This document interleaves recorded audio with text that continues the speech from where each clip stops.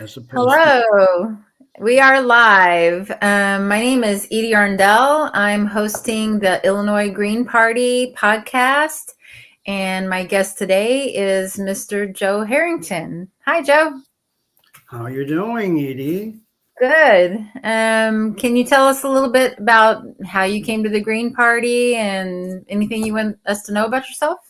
I was I came to the Green Party because of Ralph Nader. Nader's Raiders. I had been following and admiring Ralph long before he ran for president in 2000. But when he did run for president in 2000, that's when I really became a proponent of the Green Party Mm-hmm. and their, let's say, default agenda of trying to get legislation passed that sincerely, honestly, is meant to help the working class and to protect workers, etc. Things that are commonsensical, but in the political world at large, uh, the meat grinder that is politics makes it tough, evidently, to do things. But once upon a time, there was an FDR Democrat Party, but Mm-hmm. that is ancient history.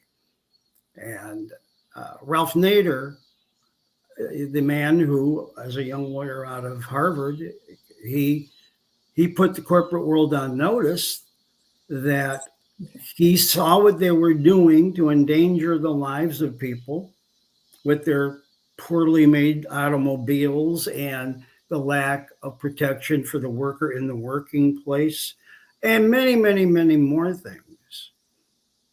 And his most notable book back then was Unsafe at Any Speed, which really put Ralph on the national map.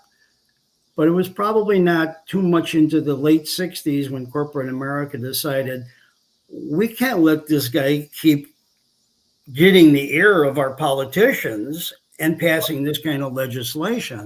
Yeah, he got a lot of stuff passed, didn't he? He got a lot passed, more than even I realized. I could do another search now and probably be surprised at another piece of legislation. Things like the Freedom of Information Act, the OSHA, Occupational Health and Safety Administration, and on and on. And he revolutionized the automotive industry in terms of there being required. Can you say airbag? Can you say seatbelt? Seatbelt. Mm-hmm. Things like that. But as I mentioned earlier in our little chit chat before we officially came on the air, that there's a generation, and I probably have been teaching them for the last 20 years or more, that they know nothing about the Green Party, let alone a Ralph Nader. Mm-hmm. And how once upon a time, a person like a Ralph Nader could get traction in the mainstream media and get traction in the corridors of power in Washington, D.C. But that is not so easily done any longer. And someone like Jill Stein, who, in my estimation, if she's running as a Green, Mm-hmm. then she's got the same, as I call it, the DNA in there somewhere that a Ralph Nader had, and still does have. He is still around. He does a Nader radio show every week. Bless Yeah. his heart, at age 90. Capitol Hill Yeah, Citizen. yeah. I just got something in the mail today. $5 and you can get it delivered to your door. It's like an old newspaper. I mean, I first learned about Green Party through Ralph Nader. I voted for him in 2000. And the reason I was adamant about voting for him is because C-SPAN was covering his podium while he was getting ready to speak. And then they cut to George Bush's workout room. Not George Bush working out. This is by the way. His room. And I'm like, well, that makes me want to vote for the guy that I was waiting to hear. so I did. It was kind of a little bit out of spite. But I'd already been a fan of Ralph Nader, and I believe I read an article about him in Rolling Stone at that time. it made me go, wow, this guy's fantastic. Right. So You either know who Ralph Nader is and still is, or you may have once upon a time thought about him, but as even with a Jill Stein or any third party candidate, be it even a Bernie Sanders, they really don't want to give them any traction because as I say, donkeys or elephants or the duopoly that, and in my world, and in my lifetime, I'm old enough to remember with dismay when Ronald Reagan got elected. And I remember he wasted no time in telling the American people, here's how it's going to run now. Although he was, could you see the strings? Yeah. With Reagan, the puppet? Yeah. What's one of the first things he did? He busted the air traffic control union. I actually remember that, even though I was, quite a bit younger. I remember that happening. And I couldn't really understand it because my dad liked Reagan and he was a union guy. It just it makes no sense. Didn't make sense to me. Right. They were called the Reagan Democrats. Mm-hmm. And I don't think it's been all that different all the way through Clinton or Obama or Biden today. Well, Biden broke the rail strike. So, because corporate America told them to do it. Mm-hmm. Joe Biden, it doesn't matter. Donkey, elephant.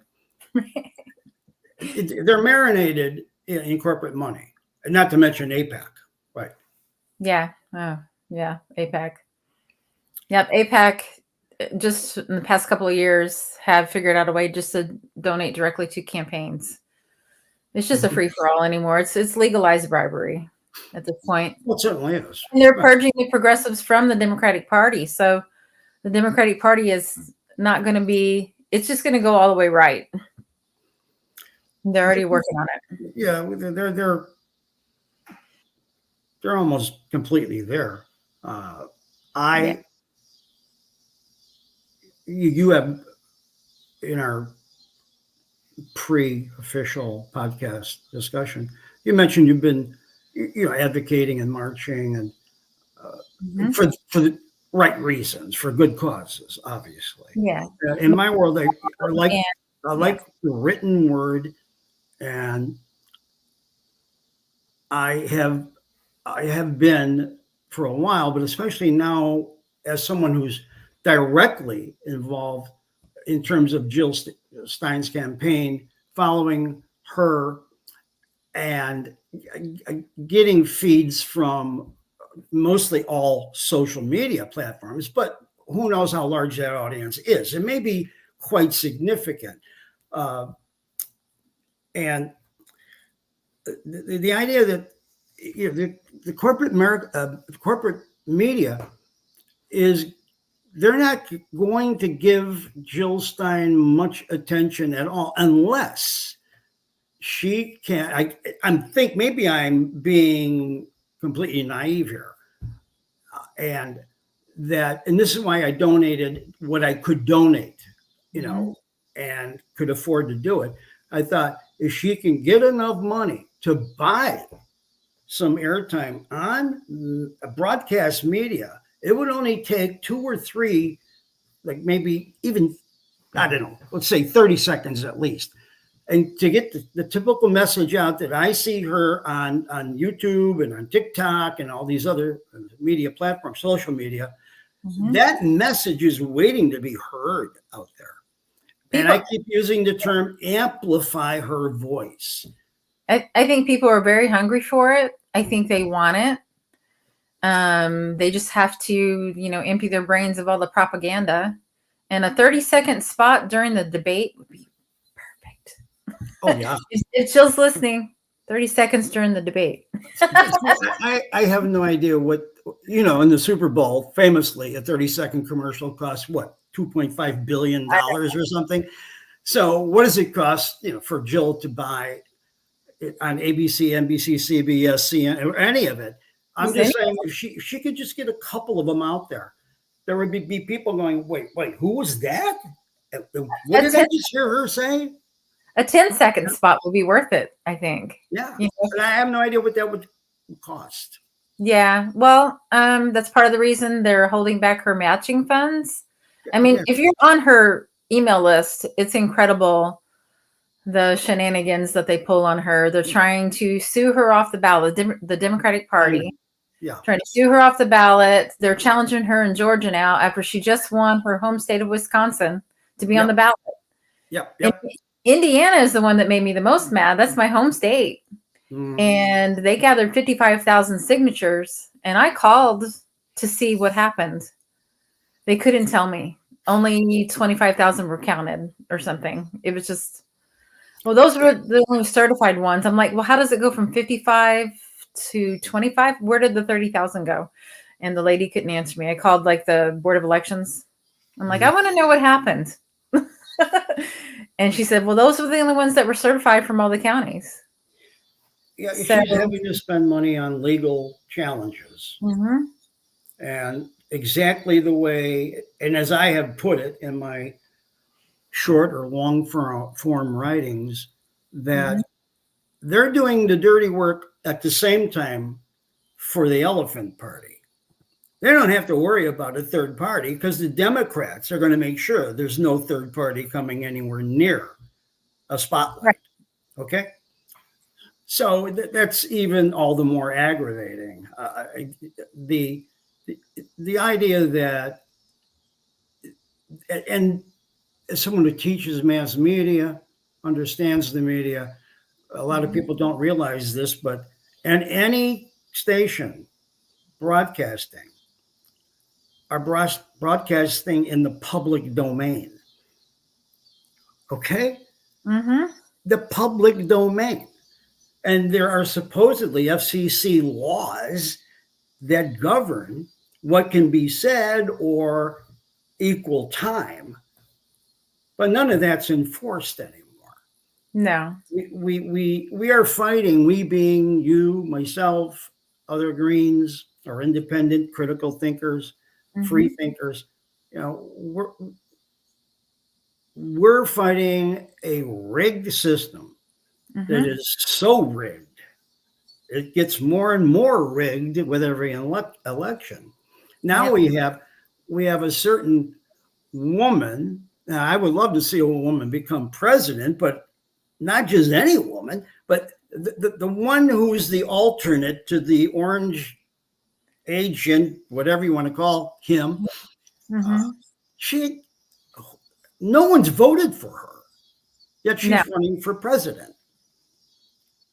No, she seems as though she's a cardboard cutout of a caricature. Like if you look behind her, there's nothing there. She doesn't say anything except for what we don't want to hear. She is not going to do a Israel arms embargo, but she mouths the word ceasefire while she sends them $23 billion. How's that going to get a ceasefire? How's that going to stop the genocide? How's that going to free Palestine? It's not. There's no intention to do that, right? No. And at the DNC, the convention, I mean, how much more blatant in your face can they be to people who are vocally and demonstrating with their voice, their writing, their feet about, can we stop slaughtering innocents under the guise that Israel has a right to protect itself. Okay. And they wouldn't even let a Palestinian American speak even just a few minutes. So it's right in your face to the people who keep, and that's why I consider there's a silent majority out there. And that number is unknowable. I think it's a lot bigger than any of us might imagine, they have a moral compass, and they know that Harris is part of the AIPAC you've been bought and paid for. And we don't need to talk about the other party. What's the left to say about that? But the platform for the Democrats is we're not that other guy. Yeah. You still got to vote for us. But then the people who, and especially what I see on social media, young women who have more, bear children, they understand. And then they see videos of children with, parts of their body blown off. Mm-hmm.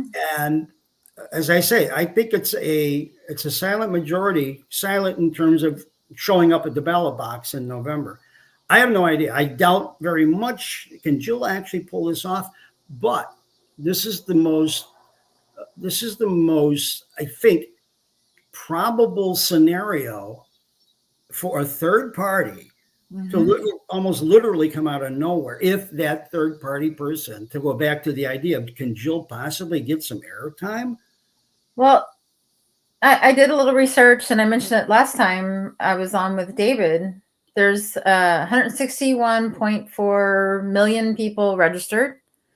49.1 of them are ages 18 to 24. Yeah. After what happened at those colleges and the way that the young people's future looks, with no possibility of owning a home or having children or having a pension or just anything, they're promising them a terrible life. Right. Just those people, that's half of the registered voters would just vote for Jill. I know just is a big word, but they might be planning on it. We have no idea. And then last poll that I saw, 67% of Americans want a ceasefire and to stop funding Israel. So there's the path to the presidency. Exactly. Exactly. Which is why every day I'll defend and promote Jill and write a letter to the editor here or there, blog, and just do whatever I can. That's why I went down to the DNC, in part to be a part of it. I was a little disappointed. I went on the last night, and I don't know why Jill may or may not have gotten COVID. I don't know if that's what happened or not. I was just thinking that's where all the cameras and the reporters are. So, Jill, where are you? But she must have had a good reason not to be there. But any exposure. She was at the panel for Disrupt the DNC with Shama Sawant and the other folks. I know she was there. I know she was in town. Well, I know she was there on the Monday because she did on WGN local news, and WGN is on cable systems. So, somebody could be vacationing in San Diego or Carbondale, and on their cable system in their hotel room have WGN, and they gave it was the Monday, the first night. They gave Jill about 30 seconds to say the same thing she's saying on social media, and I thought, well, good for WGN. But then I consider it a professional obligation, and I'm still teaching very part-time, but a professional obligation to keep track of, especially local media. And they're probably taking their marching orders from the higher ups. But GN is not, ABC, NBC, CBS, or CNN. WGN is its own kind of entity in a way that has become national and maybe even international in the cable age. And I just thought to myself, you have to have a program, a director to make that decision to give Jill Stein even that 30-second, because I was going through 257 and locally channel 32. And I can't be on all of them at once, but I kept going back and forth, and no one else. And I'm pretty sure that followed for the rest of the 3 nights afterwards. But the idea that she got that time on GN made me feel like, wow, who knows? Well, that's what get a little more love from even the, well, isn't that out of Chicago? Oh yeah, absolutely. WGN is based. Yeah, exactly. Yeah, the problem is our media has just become the lapdogs to all of our politicians, and our politicians are bought by the corporations and the elite. And here we are. That's why Jill can't. I mean, she has. Here, check this out. So there's all the places that you can vote for Jill. All the green.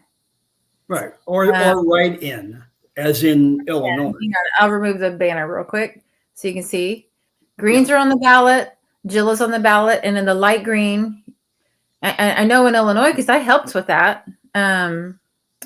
She's officially a write-in candidate because we delivered her declaration to all 108 places that needed to go. They can't make it easy. You can't just go to Springfield and drive there and say, she's declaring for the state of Illinois. No, you have to contact 108 different election boards and get the original certified or notarized and sent to them before September 5th. They can't make it easy. And that's just part of the shenanigans they do. But look at that. I mean, most of the country can vote for Jill. She's confirmed in 38 states. There are 2 more states in progress. I think she said Indiana and Kentucky, or I can't remember what this other one was, but it's definitely Kentucky, and 8 are write-ins. So just all of that is 517 potential electoral votes. You only need 270 to win. Yeah, exactly. And if anybody would look at the map, which I have that map. Let me do this real quick. There we go. So here's the map of how Trump won. If you guys can check that out. Yeah, with the electoral. Yeah. He won electorally. He didn't win popular vote. No. So my friend was saying, you never know. Enough people may Trump and Jill.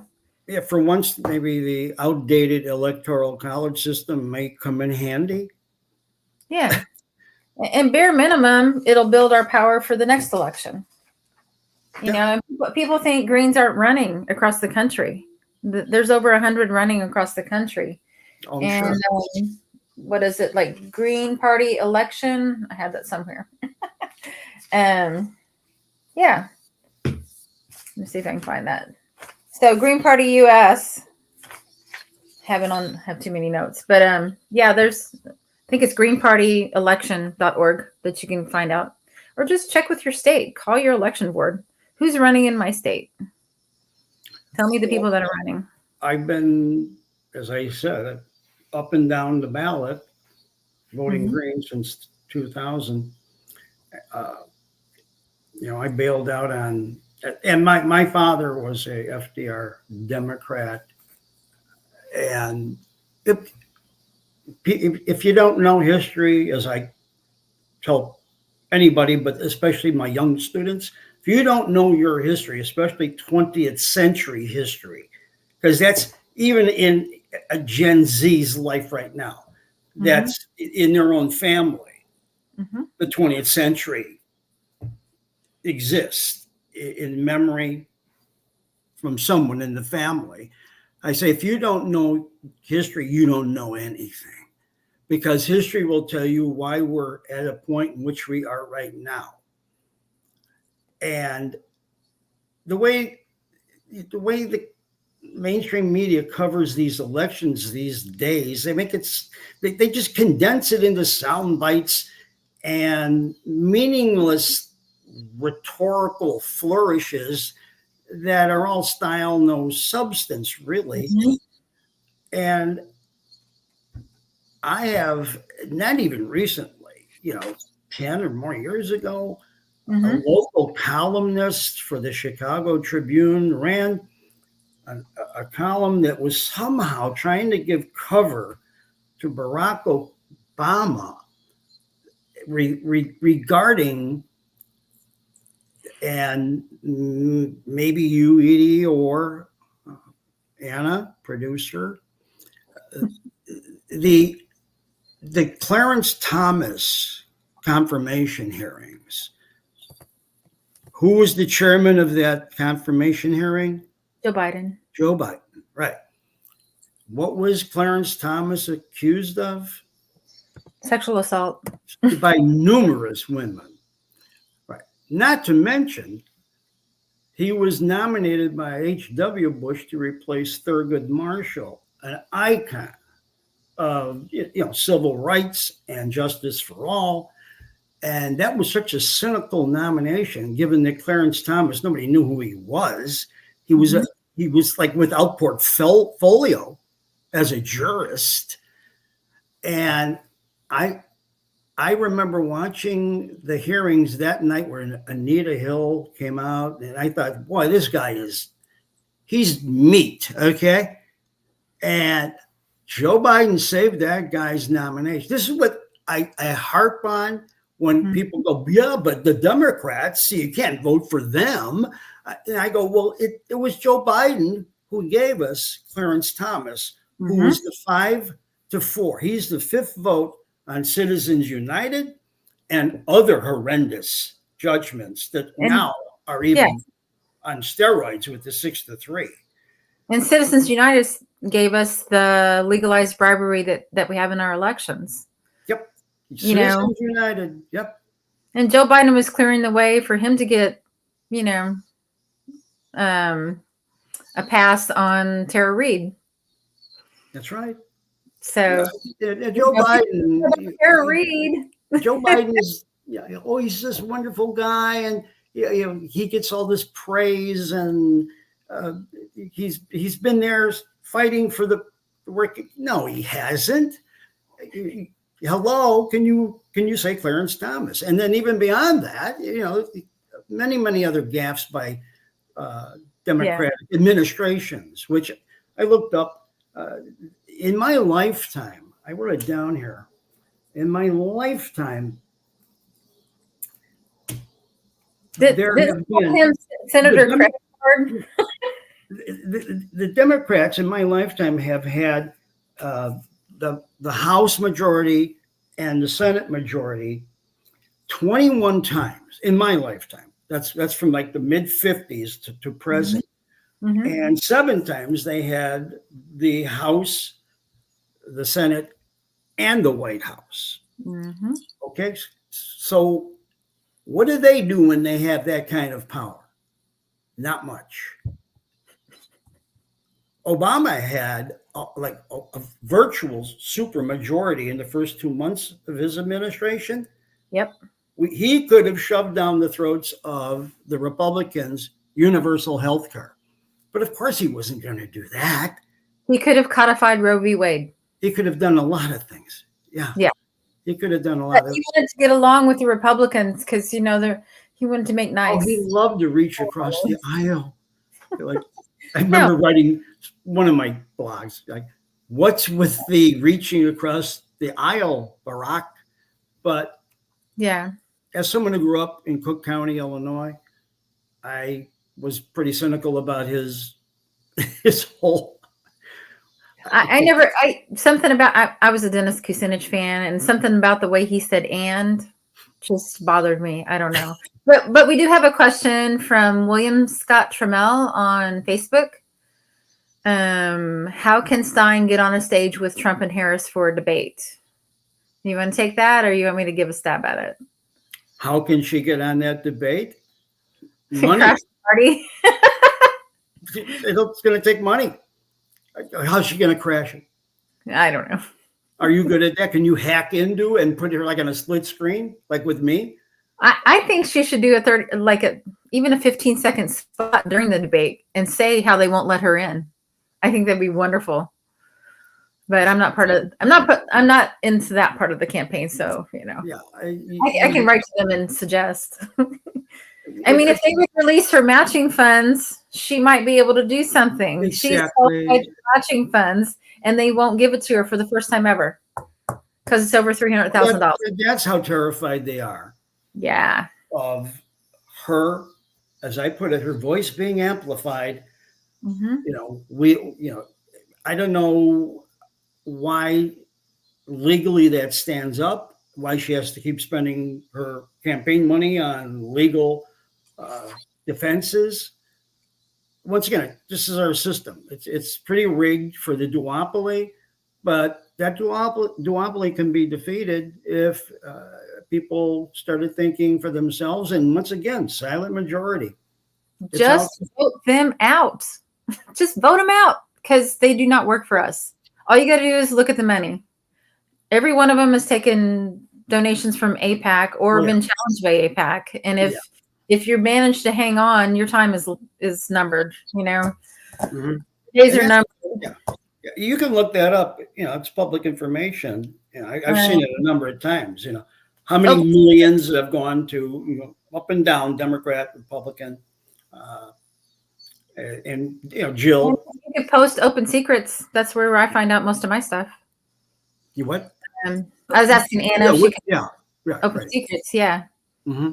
And I just posted in the chat that's how you can find out. gpelections.org is all the Greens that are running. So, so we don't show up for 4 years, Miss AOC, Miss not necessarily progressive. Progressive. She's Pinot. Progressive in name only. Progressive is kind of like the word socialism. Certain people immediately think, "Oh my God," and other people think is if a certain politician, like an AOC, she's part of the squad. The squad is progressive. Well, a couple of them are still progressive, but the Ilhan Omar and Rashida Tlaib are trying. Right. I still I'm glad they got reelected. I still think their days are numbered because eventually the Democratic Party will push all progressives out. And that can happen, or there could be blowback coming from the people who are sick and tired of the APAC. Does Netanyahu run this country, or right now part of our political system that runs this country? And we don't even have to mention the outrageous sending of money in billions of dollars to where for weapons, your tax dollars, my tax dollars, and it doesn't get reported that way on regular broadcast media. They're not going to go anywhere near that. They're not registered as a foreign agent. The last person that tried to do that was that's what Jill is saying. She's saying they are a foreign agent, and she's right. If she could only have the authority, the power to make a change, which is possible if enough people decided to stop listening to this regurgitated propaganda that comes out every major election, that third party is a wasted vote. Okay, it's a negative, self-fulfilling prophecy. How do you build power unless you vote for the power that you want? How do you get what you want unless you vote for it, unless you work for it, unless you volunteer, send money, vote for it, support it, tell your friends. Yeah, Jill's articulating that. She says you won't be able to use your power until you realize you have some. And that's so true. And that gets me to the favorite thing that you've said to me so far since I met you yesterday is lockstep donkey voting. So tell me about one of my more polite descriptions of them, but yeah, lockstep donkeys. Yes, right. I'm trying every day in different ways to say the same thing. And none of us have enough time to give blowback to the trolls that are out there. Okay. That are going to jump all over a Stein or anyone else who dares to promote something against the grain, against the corporate structure of the political system. There was a blurb on one of the, might have been CNN or Guardian, talking about how podcasts are essentially being used in certain TV shows, the narrative that a podcaster, he or she takes it upon him or herself to help bust a crime or solve a crime by doing their own investigative reporting. And I thought, this is interesting. So maybe this podcast right now, tonight, Okay. we can solve the crime of the 21st century. That is the antipathy towards any third party, but especially the Greens. You know, the 21st century did start with Nader 2000. Right. So, hey, people. I think it is a very concerted effort to keep us out of the public eye, to keep us off the media, to drain the money, and to keep us busy from fighting this and that. They actually posted to hire infiltrators and spies into third parties this season. They got, I don't know if they leaked it or if they just got found out, but they were hiring a manager to handle all their spies. And I'm like, wow. Yeah. I mean, I tend to, on my social medias, just post on my page. But then if I actually know a person and they're into the Kamala Harris bubble, maybe she's better. She's never going to be better. I mean, there's nothing to her. She doesn't have a platform. She's not going to stop the genocide. No. And we are out of time to wait for these people to get their act together. I mean, justice delayed is justice denied. Exactly. They're denying us justice every day. 60,000+ people die from not having health care. And we're building cop cities all across the country. And we are infamously the only modern industrialized country in the world that does not guarantee their citizens health care from cradle to grave and guaranteed education without having to file bankruptcy. And in many cases, and I use my experience teaching at community colleges over close to 30 years. When people want to talk to me about, oh, yeah, you hear about these European countries and certain countries, we get their free healthcare and they pay so much in taxes. And I'll say, well, if they're getting guaranteed healthcare and education, how much do you have to spend out of pocket to do that in this country? And then I'll also say, if it's so bad, then why are almost all the students, if not themselves, from another country, or their parents came from another country, and they're all either from south of the border or from Eastern Europe? They're not from England. They're not from Ireland. They're not from Scotland. They're not from Spain. They're not from Germany. They're not from Switzerland, and on and on. Why? They don't need to leave their country to find a better education or a healthcare system. It's the countries that are run terribly, clearly, and we have this immigration issue, which is sitting there, and a lot of people on the right are trying to demonize even a Jill, like as if she had anything to do with it. That she'll just open up the borders and everything will be, and then all the things that pop up on media that may or may not be true. Once again, critical thinking, check it out for yourself. And the other part is that I couldn't help myself. So I'm scrolling today. I'm thinking, okay, you're going to be on this podcast. Let's see what's the latest. Okay. So while we're not hearing anything about a Jill Stein on a Guardian or a CNN or any of the other, I did learn that Joey Chestnut won his hot dog eating challenge by eating 83 hot dogs in 10 minutes. That is news we need to hear. Okay. That makes the news, among other. That's American. Oh, yeah. And today is the 65th anniversary or the birth of Barbie. Okay. Did you not appreciate me telling you that? I missed that. And that, is there a Krispy Kreme where you live? Because they have special Barbie donuts to mark the occasion. Okay. Wow. Well, you were talking about the border, and part of the problem with the border, for me, it's twofold. We interfere in other countries and ruin them, Yes. overthrow democratically elected leaders, which leads to a puppet put in place that is friendly to the U.S. and the country just goes into chaos, and then you wonder why people want to leave. So if you want that to stop, we got to fix our foreign policy.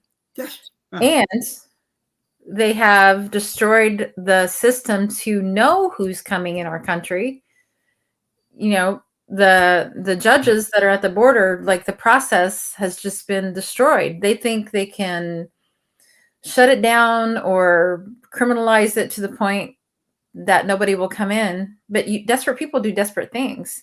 And why punch down? These people are desperate, and part of it's our fault because we probably ruined their country. Oh, yes, we've created our own issue. And then politicize them in order to somehow, some way make it work to their advantage at the same time. Well, while making lives miserable for some people. And in one particular case, taking the lives of a lot of people while acting as though it's not happening. Yeah. And they will not lighten up on that at all. Once again, 4 nights in a row. Hey, you want to at least have some laughs at the expense of how screwed up things are. You watch Jon Stewart or John Oliver, and they just they're right on the money, and they point out the absurdity to the point of, like, at the DNC convention. One speaker is talking about we're a party that all inclusive. You don't have to be a billionaire. Da da da da da. And who was the very next speaker?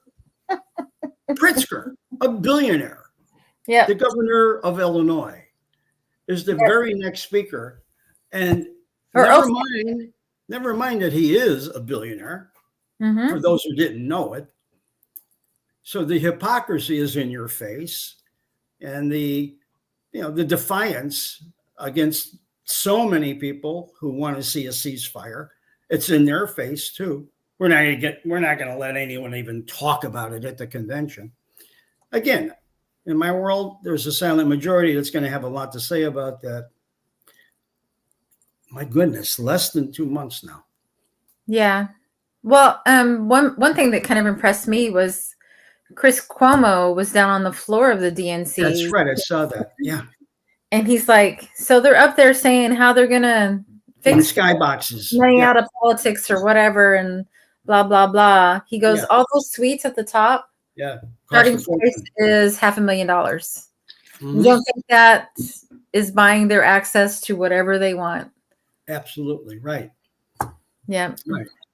So, and then the crowd is just it's almost like a cult at this point. It is a cult. They're not asking them any critical questions. They're just all in.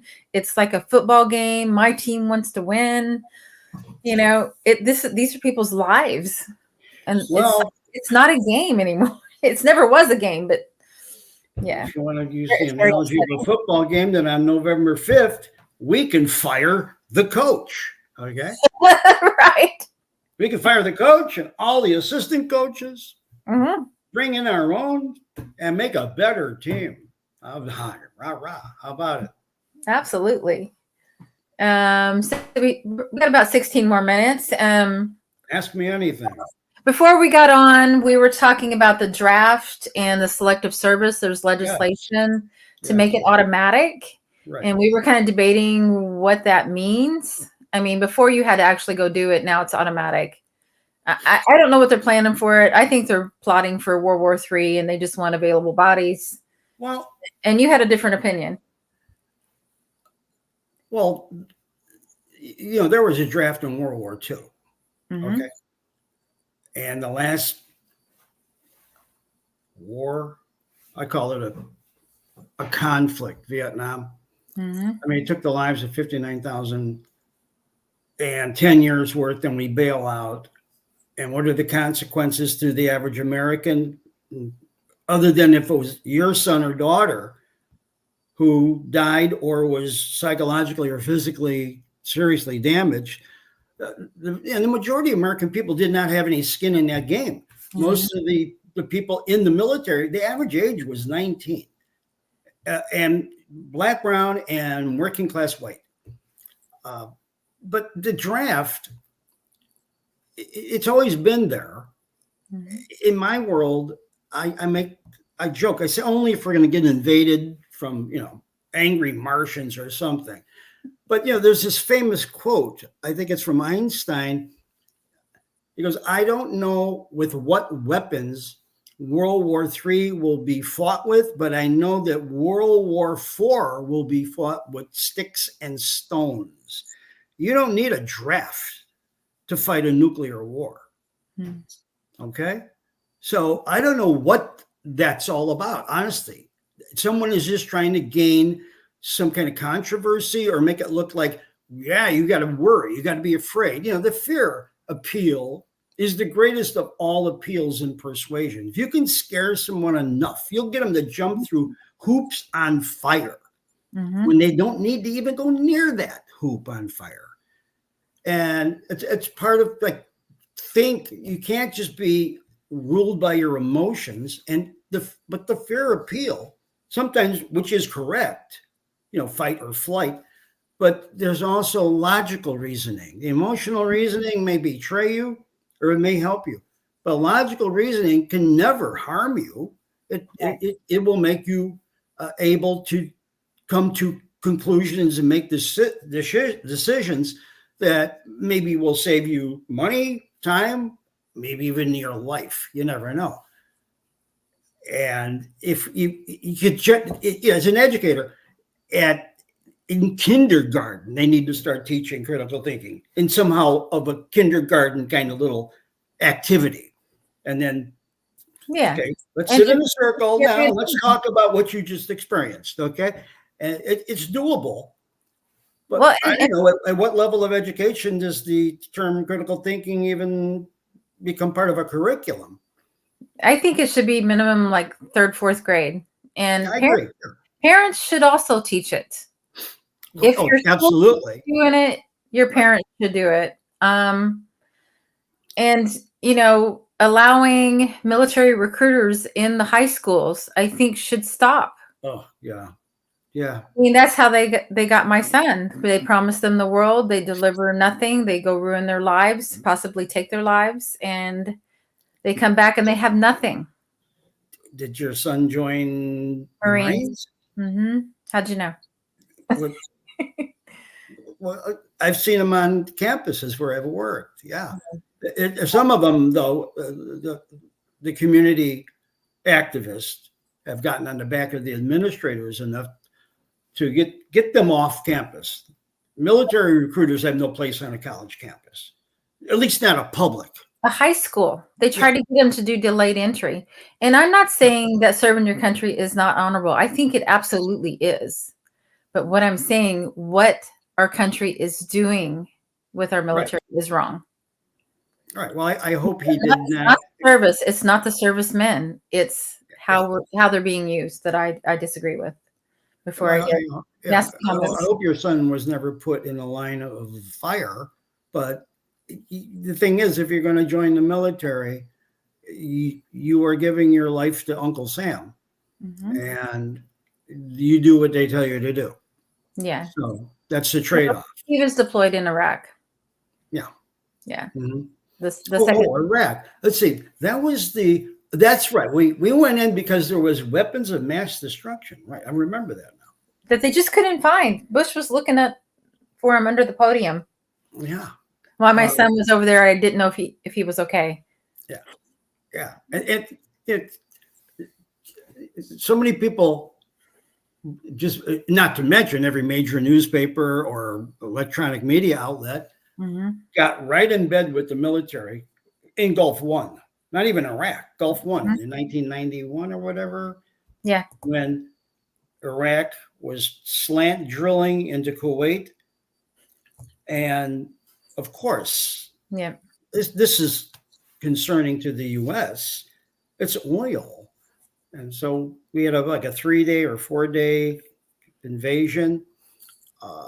And that was when, in this country, we stopped having, in any of the mainstream broadcast media outlets or major newspapers, we stopped having journalism being practiced. Dan Rather got fired. Huh? Yeah, right. Exactly. Dan Rather got fired. There was a show on TV about the '60s civil rights thing, and I can't quite remember what it was called. It was taken off the air because it was talking about standing up to your government and how we got civil rights. So they took it off the air. I can't remember what the name of it was. Mm-hmm. And Phil Donahue went away at some point. He was very vocal about being anti-war. Yeah. So I also want to discuss lefty excuses for not voting for Jill. What are the ones you've heard, and what have you said back to them?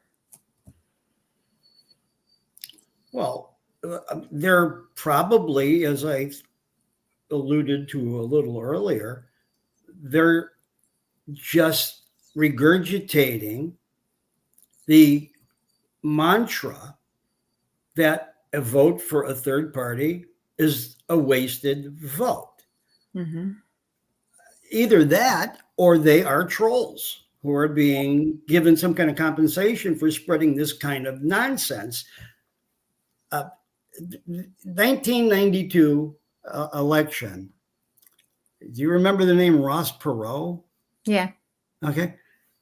Now, he happened to be very, very wealthy. Mm-hmm. And he had, and this goes back to why I donated to Jill. I wish more people could donate as much as they can. She could buy some airtime. Ross Perot had so much money that even corporate America said, we'll take his money. Mm-hmm. Let him talk. And then he got on the debate with Clinton and with Bush. Mm-hmm. And he wound up getting close to 20% of the vote, in spite of the fact that corporate media, after the debate was over, tried their best to never mention the guy again. And he got 20%.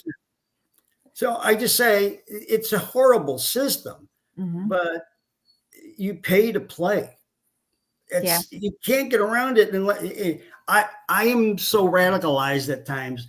I'll just end my little my rant, or whatever you want to call it, my screed, with, this might sound a little bit too much, even for the Green Party. I'll just say, burn it down. It's rotted so completely through and through. And I don't mean that literally, but it probably couldn't happen anymore in my lifetime. It'll actually, become a rally, but it could. I don't know. I don't think so. Well, I mean, that was part of the Bernie thing, feel the burn and burn the DNC, and all that was going on. Right.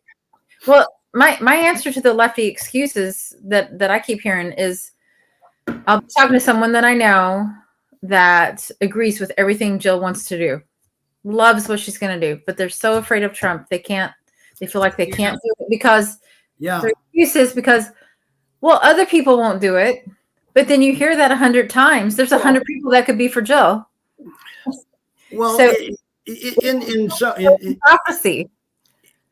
Yeah. The thing is, I mean, Trump in this 2025, I know a couple of people that are seriously concerned if 2025 actually becomes a thing, their lives are, going to be changed because of their circumstances.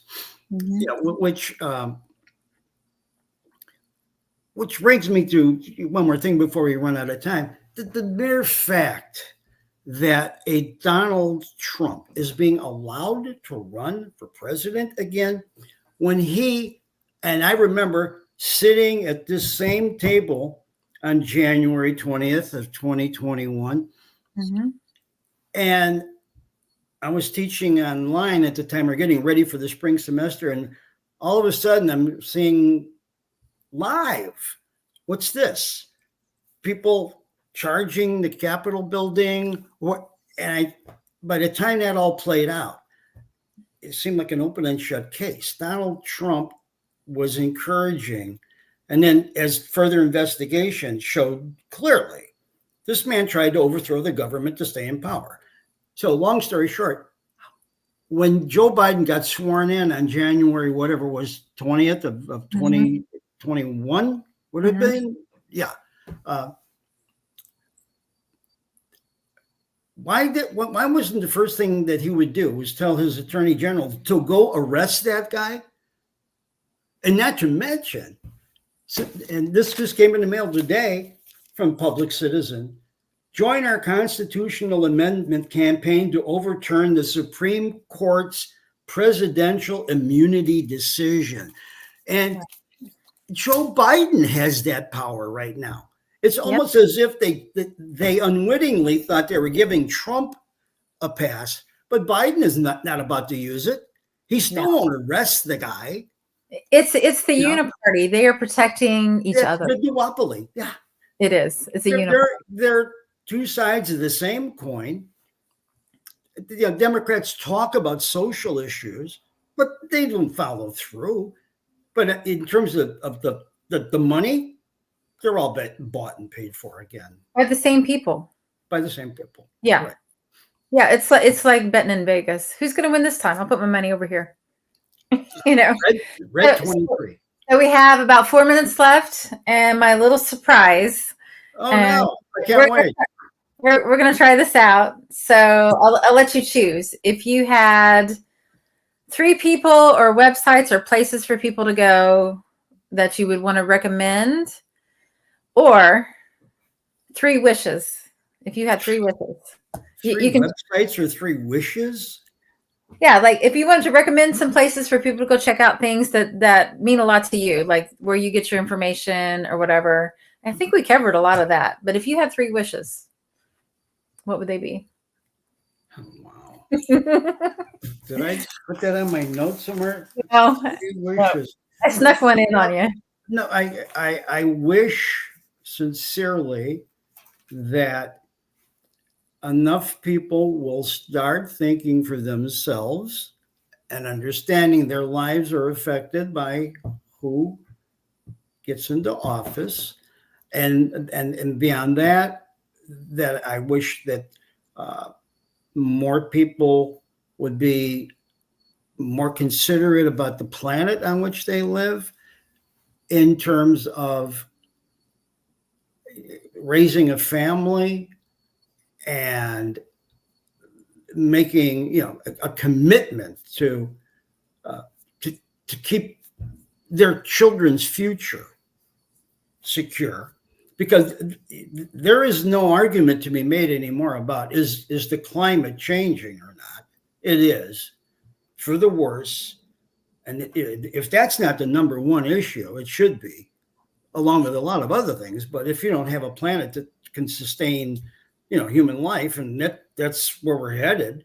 So when I see a family with little ones, the first thing I think of, little sweet little kids, but I wonder what kind of future do they have?